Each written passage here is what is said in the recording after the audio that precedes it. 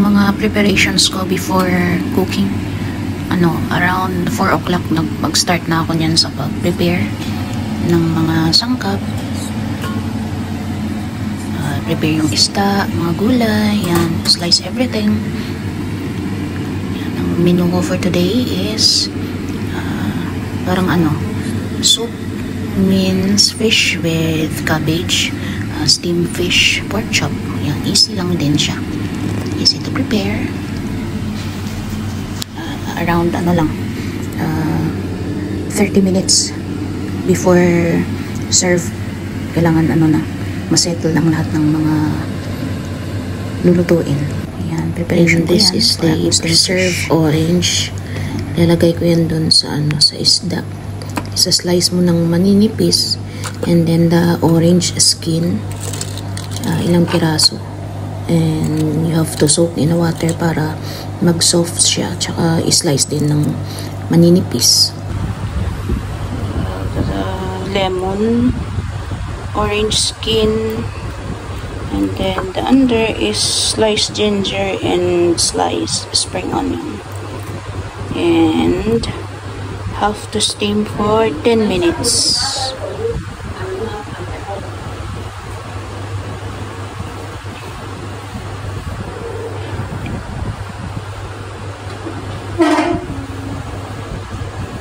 And then ito is chicken broth with ginger. Pakuluan ko lang. Lalagay ko dyan mamaya yung minced fish, and then the sliced cabbage, or parang siya, Chinese lettuce, to boil the soup base, and then you add the minced fish paunti-unti.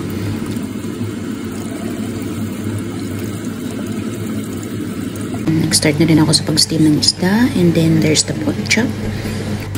Malapit na yan matapos. Maluto lang yung fried onions. This is my preparation for tonight's dinner. Ayan.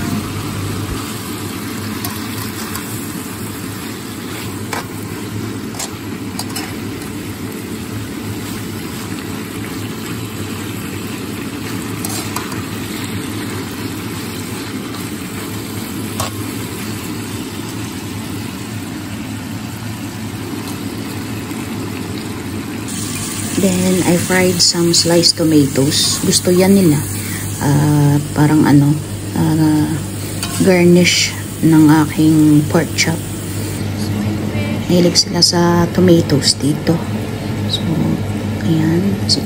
Konting seasoning lang sa ating steamed fish. Tapos na yan siya. Then, maglalagay lang ng soy sauce. Isa to sa mga recommended dish, steamed fish. Yan. Then, ayan na yung aking minced fish. Yan. Na, di ba parang strips yung aking minced fish. Yan. Tapos, nag-a-add lang ng sliced Chinese lettuce or Chinese cabbage. Yan. Soup and dish na rin. And very tasty yan siya. Although yung soup base niya is ready-made chicken broth, but in case you can use fish soup din, is okay. And easy to chew dahil malambot na yung minced fish and also the cabbage. Yan. Very yummy. Let's eat, guys. This is our dinner for tonight. Yan, ready na yan siya. Konting halo-halo lang. And that's it. Pwede na ilagay sa table. Yan, steamed fish is okay na. Is done. Pork chop is done. The minced fish and the cabbage is done. Yan. Thank you guys for watching. Kain tayo. And God bless everyone.